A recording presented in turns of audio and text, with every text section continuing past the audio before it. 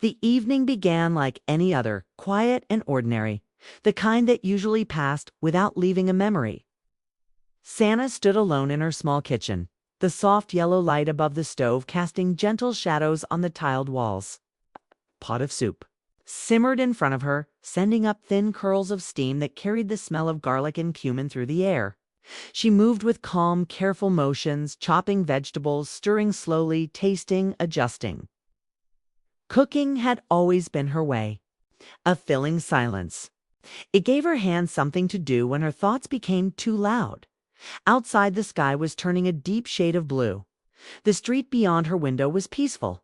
A few children's voices echoed faintly, then faded as families called them home. The world was settling down for the night. Inside the house, it was even quieter. Nadia had asked her to watch her son for a few hours. It wasn't unusual. They had been friends for over 15 years. Sana had been there when Amr was born, had held him when he was small and restless, had watched him grow from a shy boy into a thoughtful young man. She had never thought twice about him being in her home. He felt like family. Tonight, he was. In the living room, or at least she thought he was. She had heard the faint sound of pages turning earlier. He liked to read. He always carried a book with him, even when visiting. She admired that about him. It made him different from other boys his age. Sana wiped her hands on a towel and reached for the salt. She tasted the soup again. It needed something more. Maybe a little pepper. She leaned forward slightly, focusing on the small details, unaware that someone was standing just behind her. "You look lonely when you cook." The words were soft, but they landed hard. Sana's breath. Kachi hadn't heard him enter the kitchen. She turned quickly, one hand still holding the wooden spoon. Amor stood a few steps away, his expression serious, almost intense. There was no teasing in his voice, no lightness. It's just quiet observation. "I didn't hear you," she said, forcing a small laugh. "You walked too quietly." He didn't smile. He stepped closer, though not too close, just enough to make his presence felt. "You always cook like that," he said, "like you're somewhere else." She blinked, surprised by his tone. "I'm just thinking." "That's normal." "It doesn't feel normal," he replied. For a moment, she didn't know what to say. She turned back to the stove, pretending to focus on the soup again. Her heart was beating faster than it should. It was just a comment, just a simple sentence. But something about the way he said it made it heavier. "I'm fine, Amor," she said gently. "You worry too much." He leaned against the counter, folding his arms. "I don't think I worry enough." The kitchen felt smaller suddenly. The air felt thicker. Sana turned off the stove and faced him fully. "What does that mean?" He hesitated, as if choosing his words carefully. "It means I see things." She felt a strange tension rise between them. "What things?" "The way you smile at my mom when she talks about her office friends," he said quietly. "The way you change the subject when someone asks about your own life. It's the way you stay busy so you don't have to sit still." Her throat tightened. She hadn't expected this. Not from him. "You're imagining things," she said lightly, though her voice lacked confidence. "I'm not." His eyes were steady, and for the first time she noticed how much they had changed over the years. They were no longer the eyes of a boy seeking approval. They were the eyes of a man trying to understand something complicated. Sana picked up the bowl and poured the soup into it, just to keep her hands busy. "You shouldn't think about things like that. Focus on your studies, your future." He let out a slow breath. "Why do you always avoid talking about yourself?" He placed the bowl on the counter and finally met his gaze again. "Because there's nothing interesting to say that's not true." His voice was firm now. "You were married," he continued carefully. "And then you weren't. People don't just forget something like that." Her chest tightened at the mention. She rarely spoke about her divorce. It had been years, but the memories still carried a quiet ache. The promises that slowly broke. The silence that grew between two people who once couldn't stay apart. The day she packed her things and walked away with more relief than sadness. "It's in the past," she said softly. "Does it feel like the past?" he asked. The question lingered in the air. Sana looked down at her hands. She hadn't realized she was gripping the edge of the counter. Amer, she said gently, I'm your mother's friend. You don't need to worry about me. I don't know who you are, he replied. That doesn't mean I don't care. The simplicity of his words unsettled her. Care. It was such a small word, but it held so much weight. She tried to smile again. You're kind. That's all this is. You feel sympathy. He shook his head slowly. It's not sympathy. Silence stretched between them. The ticking of the wall clock grew louder. Somewhere outside, a car passed by, its headlights briefly flashing across the kitchen wall. Sana felt heat rise to her cheeks, though she didn't fully understand why. She had always been comfortable around him, easy, natural. But this felt different. You're overthinking, she said, though the words sounded weak. Maybe, he admitted. But I know what I feel when I see you alone like this. Her breath caught again. And what do you feel? She asked before she could stop herself. He hesitated, then spoke quietly. I feel like I want to stand next to you, not as a guest, not as a kid, just there. The honesty in his voice shook her more than any dramatic confession could have. There was no exaggeration, no bold claim, just simple truth. She stared at him, searching his face for signs of confusion or immaturity, but she saw none. He looked certain, calm. Amer, she said carefully, you're young. I'm not a child. I didn't say you were, but you think it. She opened her mouth to argue, then closed it. Maybe she did. Maybe she still saw the boy who used to run through her hallway with toy cars in his hands. He took a small step closer, closing the space between them just enough to make her pulse quicken. I've grown up watching you, he said. Watching how you handle everything alone. Watching how you pretend it doesn't hurt when people forget about you. Her eyes widened slightly. No one forgets me. They do, he said gently. They just assume you're strong enough not to mind. The words hit a hidden place inside her. She turned away again, unable to hold his gaze. You shouldn't think about me like that. Why? Because it's not right. What isn't right? He asked quietly. She struggled to explain the difference in age, the history, the fact that she had known him since he was born, the unspoken rules of what was acceptable and what was not. This conversation, she said, finally. He didn't argue. He just looked at her as if waiting for something more. The silence felt louder now. The soup had stopped steaming. The room felt warmer than before. I didn't mean to make you uncomfortable, he said after a moment. She softened slightly. You didn't. Tay. But that wasn't fully true. He studied her face as if trying to understand what she wasn't saying. I just don't like seeing you look empty, he added. I'm not empty, she said quickly. Then what are you? The question was simple, but she didn't have an answer. She had spent years building a life that was steady and controlled. She worked, she visited friends, she smiled when expected. She told herself she was content, that she didn't need anything more. But standing in that kitchen, under his steady gaze, she felt exposed. As if he had gently pulled back a curtain she had carefully kept closed. I'm fine, she repeated. He gave a small nod, but it was clear he didn't believe her. Dinner's ready, she said, breaking the tension. Let's eat. He stepped back, giving her space. The moment shifted slightly, but it didn't disappear. As they sat at the table, the conversation stayed light. He asked about a recipe. She asked about his exams. They spoke normally. But beneath the surface, something new moved quietly between them. Every time their eyes met, there was a pause. A question neither of them asked out loud. After dinner, he helped wash the dishes. Their hands brushed once while reaching for the same plate. The contact was brief, accidental, but it sent a sharp awareness through her. She pulled her hand back quickly. Sorry, he said. It's fine, she replied too fast. When the kitchen was clean and the lights were dimmed, he returned to the living room. She stayed behind for a moment, leaning against the counter, trying to steady her thoughts. This was nothing, she told herself. Just a young man being emotional. Just kindness mixed with confusion. But deep down, she knew it wasn't that simple. Because when he had said he cared, she had felt something answer back. And that frightened her more than anything. From the living room, she could hear the soft turning of pages again. The normal sound brought a strange comfort.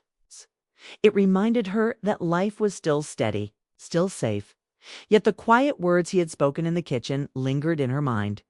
You look lonely when you cook. No one had ever said that to her before. No, one had noticed, and that was what truly changed everything. The days after that evening did not return to normal. Sana tried to convince herself they had, but something had shifted in a way that could not be undone. The house felt different when Amor walked through it. The silence between them was no longer simple. It carried meaning now. She kept herself busy. She left earlier for work, stayed later at the grocery store, called friends she had not spoken to in months. Anything to avoid being alone in the house with him for too long. But avoidance only made her more aware of him. Every small sound, his footsteps in the hallway. The low hum of his voice when he answered a phone call reached her faster than before. Amor, on the other hand, did not avoid her. He behaved respectfully, carefully, but he did not pretend. Nothing had happened. When he looked at her, his eyes held the same quiet truth. He was not embarrassed. He was not confused. That steadiness unsettled her more than if he had taken his words back.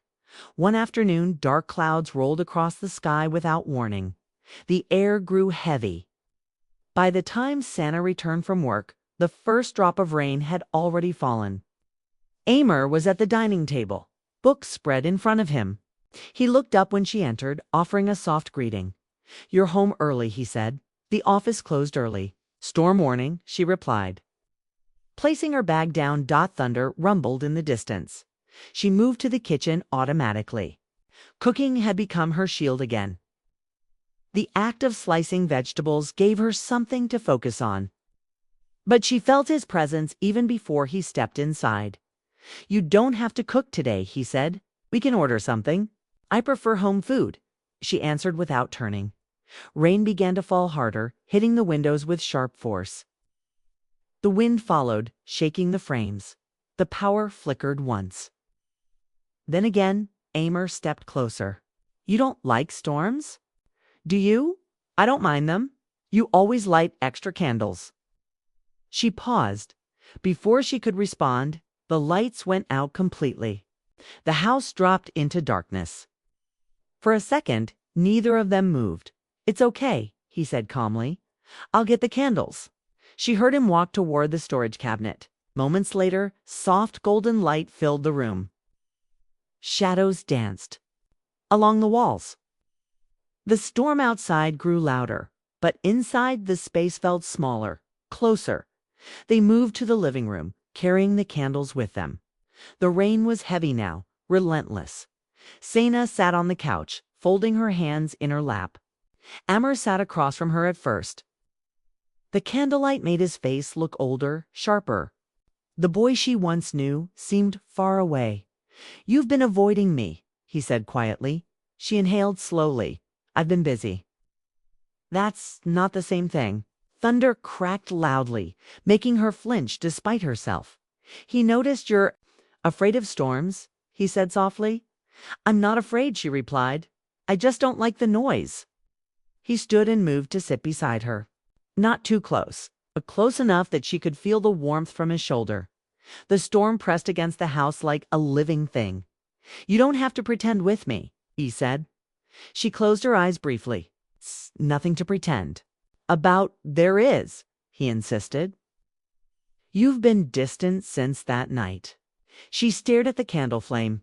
Because that night shouldn't have happened. It was just words. Words matter. He nodded slowly. They do. Silence fell between them, thick but not hostile. I didn't mean to make things difficult, he continued. But I won't lie about what I feel. Her heart began to race again. You're young, she said, though her voice lacked strength. Feelings change. Some do, he agreed. Some don't. She turned to face him. The closeness made her breath uneven. You think this is love?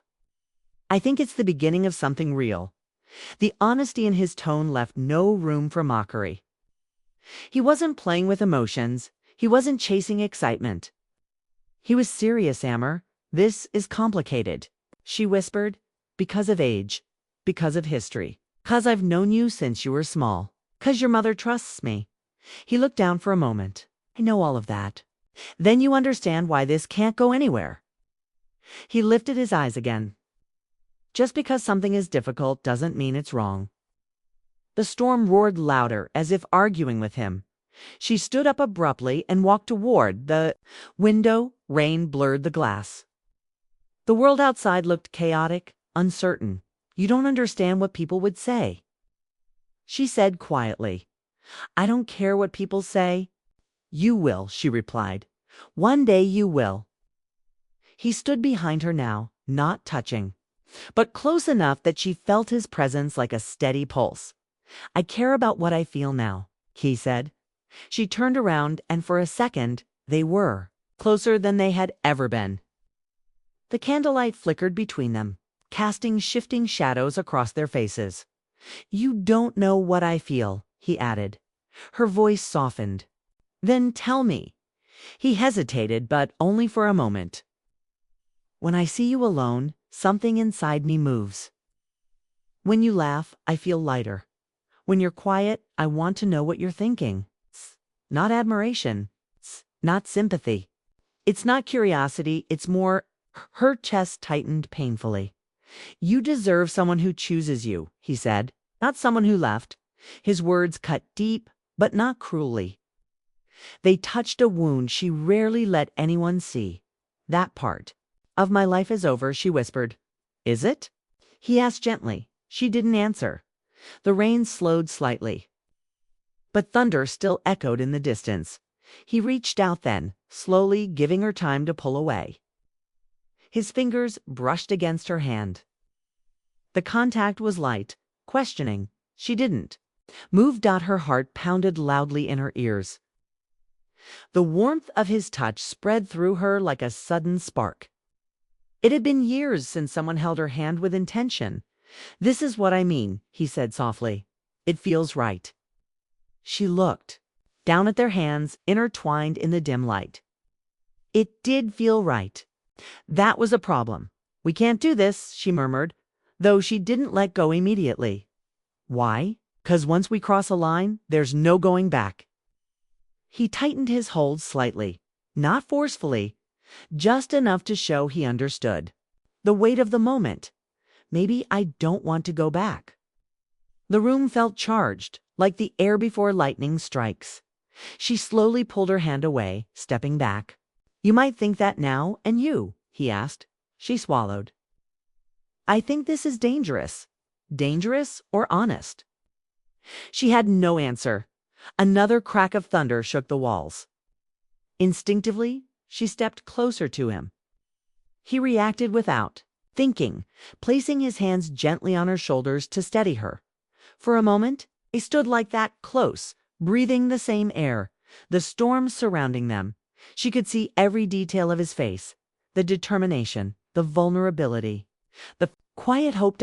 It would have been easy to lean forward, to close the space completely, to forget the world outside the house.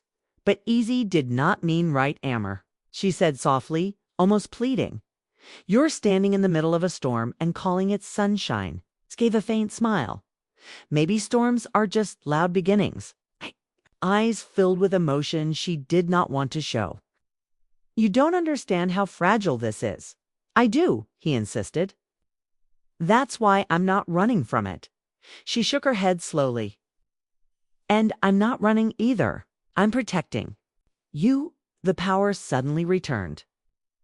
Bright light flooded the room, harsh and revealing. The candle flames seemed small now. Unnecessary. Reality rushed back in with that light. They stepped apart at the same time. The storm outside began to fade into steady rain. Amor looked at her, searching her face for something, permission, perhaps. Hope. But she couldn't give it. We should eat, she said quietly. Turning toward the kitchen, he didn't stop her. They ate in silence. The earlier warmth had cooled into something heavier. Not regret, but awareness. After dinner, he stood by the doorway. I won't apologize for how I feel, he said calmly. But I won't force you into anything either. She nodded. Thank you. He paused, then added, This isn't a phase. She watched him walk down the hallway, her chest aching in a way she hadn't expected. That night, long after the rain stopped, Sana lay awake in bed. The house was silent again, but her thoughts were loud.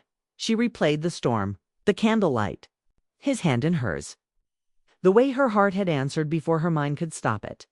She had spent years convincing herself she didn't need love. That independence was enough. That longing could be ignored, but Amor's honesty had broken through that careful wall. He had not spoken like a boy chasing excitement. He had spoken like a man who knew what he wanted, and that made it harder to dismiss. She turned to her side, staring at the ceiling.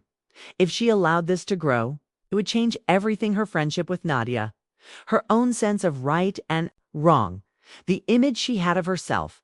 Yet if she buried it completely, she might lose something rare. Something real. Outside, the last drops of rain fell softly from the roof inside. Her heart stood in the middle of its own storm, and she knew this was only the beginning.